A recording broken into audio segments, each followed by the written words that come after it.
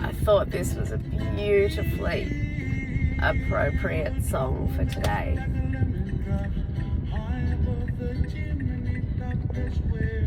I just dropped Finn off at work and I adore this song, and it was playing just as he closed the door.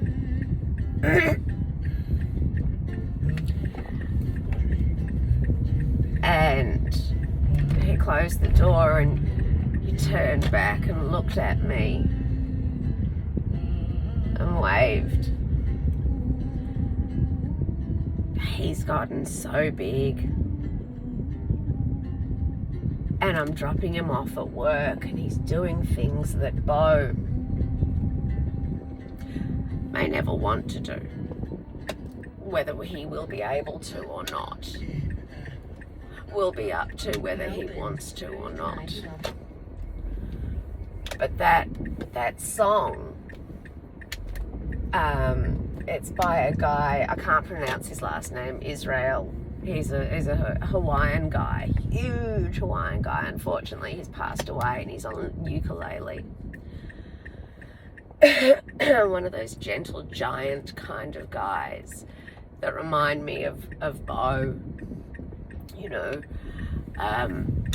And, you know, the only other song that would have been so perfect with Finn closing that door and turning around and looking at me as he went in his chef's outfit into work would be, you know, Louis Armstrong's What a Wonderful World. I don't think people will ever understand how amazing their neurotypical kids are. They will take for granted, and they should, because they don't know what it's like to have a child with a disability or, you know, or a severe disability. Everybody's got their challenges. Pardon me, but, you know, I was at the, I'm so sick, I don't know where I was. I was somewhere, and I saw this woman turn to this child in a pram and say, okay, hop out. In a pram. Okay, hop out. And the kid got out, and I was like, whoa. You know, you take for granted. You don't even know the milestones that these amazing little kids who become amazing little people achieve. And with Bo off doing sports physiology,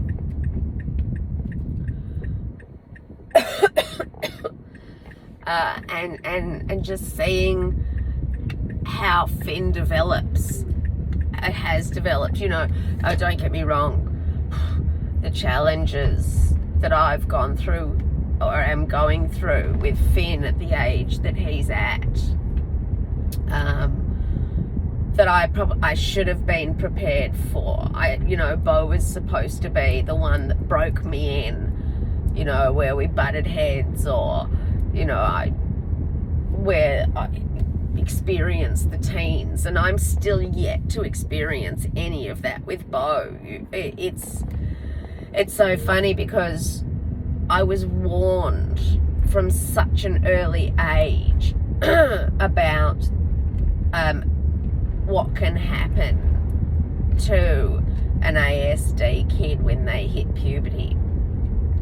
And so, being so terrified, I started setting up Bo from the age of 10 because I wanted him to be prepared for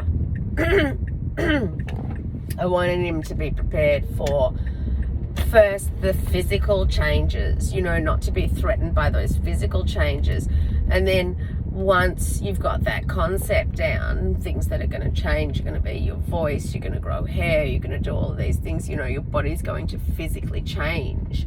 You know, there's going to be all these hormones running through you, and you know, it's going to change, give you pimples, it's going to change your body. And once you know that was in there, we could start talking about, all right, now let's talk about those hormones and what they're going to do and to you emotionally. And Finn, obviously being the shadow child, was always there for those conversations. And it's so funny because while I said to Bo, you know, if there's a problem, or if you're feeling sad, or if you're feeling angry, or if you're feeling whatever, there doesn't have to be a reason, right? A lot of people feel like there has to be a reason. Why am I feeling sad? Why am I feeling angry? You know, and I was always very strong on saying, you know, I feel sad and I don't know why. And that's good enough. That's okay. That's good enough. Excuse me. It's gone into my chest. And then just 2 days ago, you know, Finn came in and he said, you know, we were just having a bit of a chat, and he said, I don't know, he said, you know, sometimes I just feel sad and I don't know why. There's my own words coming out. And it's great. It's bloody fantastic because he's able to express himself. And if our kids are able to express themselves to us, we're able to say, darling, that's normal. And it's okay. We can, now that I know you're feeling sad and you don't know why, or anxious and you don't know why, or angry and you don't know why, let's talk about what's going to make you feel better. Do you want to just, you know, different people, adults go through this as well, but different people react differently. Do you want to hide in your room and just be left alone? Do you need for us to go and do like a full chocolate and ice cream shop, and we'll just get into our safe space, which for Finn and I is upstairs in my bedroom, and we'll watch a movie? Do you want to go for a walk? Do you want to play your guitar? Do you want to go and see a gig? What, you know, but more importantly, it's okay to sit in that space and feel sad. I think we live very much in a world where we're, you know, especially with social media and this whole crappy bullshit Instagram perfect life thing that I have tried desperately to fight against. And by showing the truth of myself and my life and my failures and my fallibility and my anxiety and some of my history, which some of you would know, you know, my diagnoses, my mental health, my whatever, that, you know, in some cases, some people have absolutely loathed what I do because people aren't used to seeing truth. They're used to turning on the TV and seeing, you know, if it's a real family, it's comedy. Or like, you know, The Big Bang Theory, you know, it's comedy. Or if it's you know, or it's the Kardashians, or you know, it's Instagram perfect. Either they're wealthy, you know, the Real Housewives of, what are their problems? Honestly, TV and the internet is escapism, and ASD Rocks is real. And in the years, the many years that I've been doing this now, I've tried to stay very true to that. And having Finn say to me, I'm sad, and I don't know why, because it's all this teaching and training. Although Finn's always been a part of it, he is the shadow child. And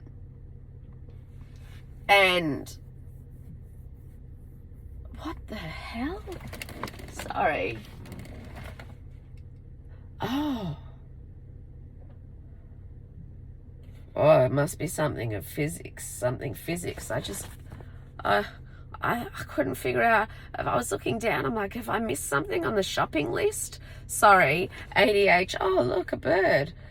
Sorry, FNET with a squig on a little line. I don't know what the this is. I just thought I'd missed something. Anyway, and when I'm out, I want to go and get everything I can, especially while I'm feeling like this.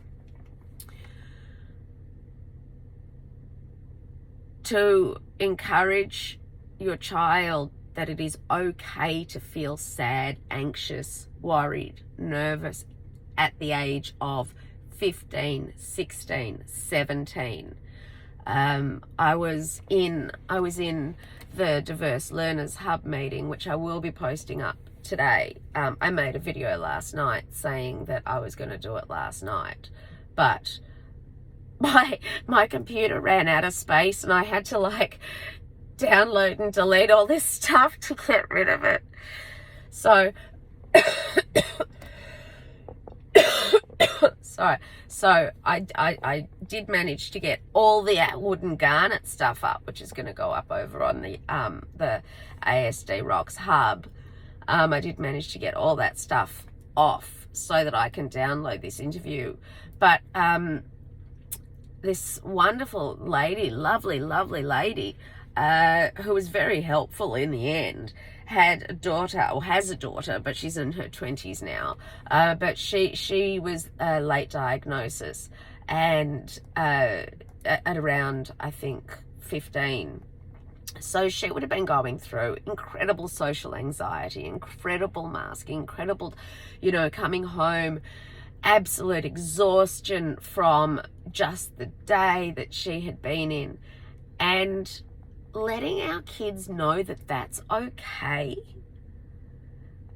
to feel that way. I think we're working too hard on fixing our kids, typical or non-typical.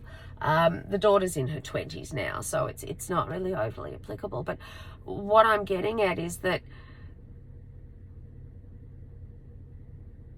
seeing, when you put things into perspective, seeing Finn close the door, walk off into work, and knowing that he's okay, even though sometimes he feels sad and he doesn't know why, and him knowing, me being able to be there for him, and not having to fix him and say, it's okay to feel sad and you don't know why. Just sit in it.